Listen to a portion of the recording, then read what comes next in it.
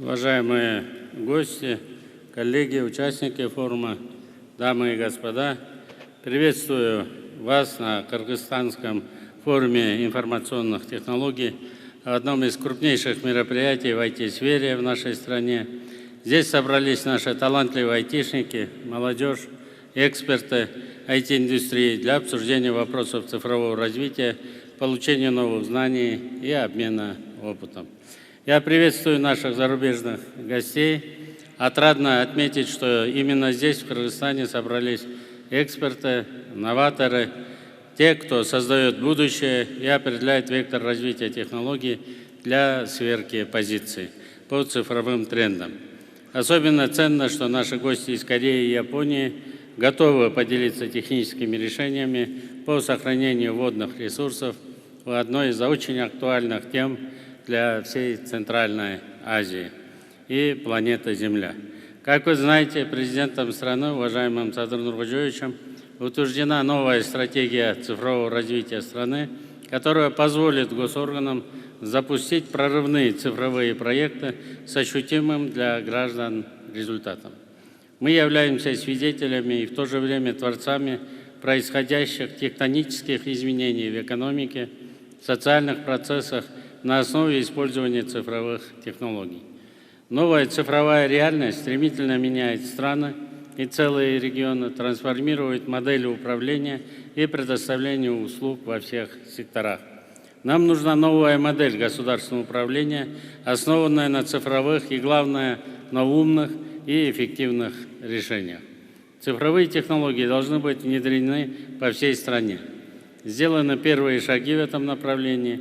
Ныне Кабинет министров больше применяет цифровые технологии, отказываясь от бумажного оформления документов. На пути к цифровизации мы идем хорошими темпами, однако нам необходимо добиться еще больших успехов. Ведь передовикам достаются первые большие сливки и большие награды, и передовые технологии.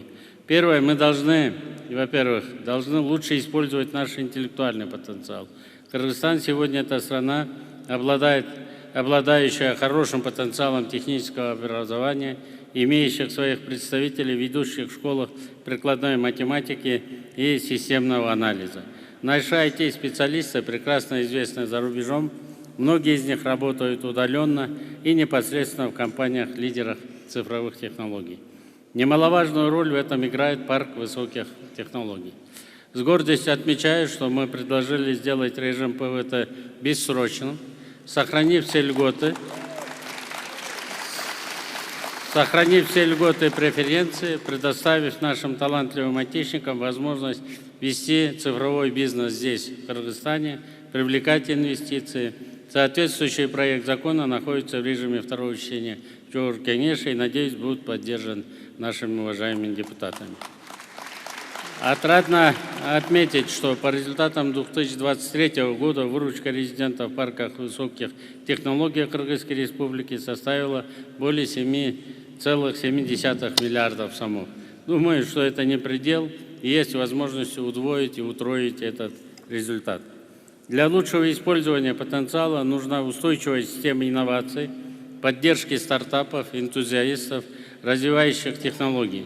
Необходимо проработать вопрос создания благоприятных условий для развития стартапов, где концентрировались бы инфраструктура, венчурный капитал, исследовательские учреждения и прорывные технологии.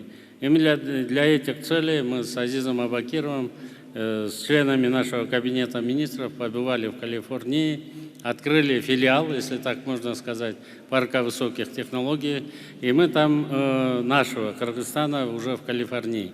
И мы там убедились, более 100 молодых людей из нашей страны уже создают IT-семьи и предлагают новейшие технологии, которые поддерживаются энтузиастами, в том числе и крупными компаниями. Нужно использовать возможности таких компаний, создающих передовые технологии, вырабатывать механизмы их поддержки, создавать регулятивные цифровые песочницы, привлекать венчурных инвесторов, предоставить нашим стартапам менторскую поддержку, инвестиции, обучение и доступ к ресурсам с целью их масштабирования и интенсивного роста. Ждем ваших предложений, какие еще дополнительные ресурсы, нормативные изменения и специальные программы нужны для этого от государства. Мы готовы вас поддержать. Второе.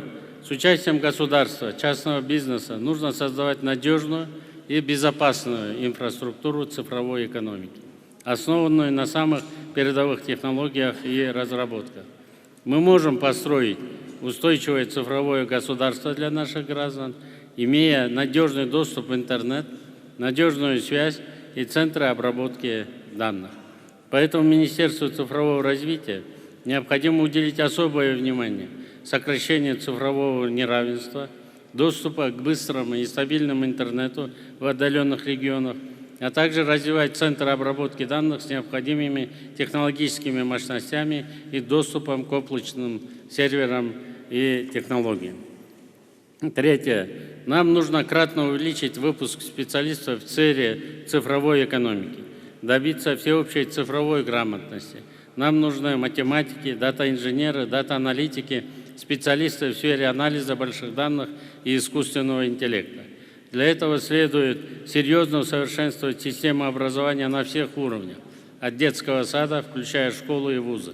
Нам нужно внедрить инновационные образовательные программы по информатике, новые подходы к преподаванию. Мы должны готовить айтишников с детского сада.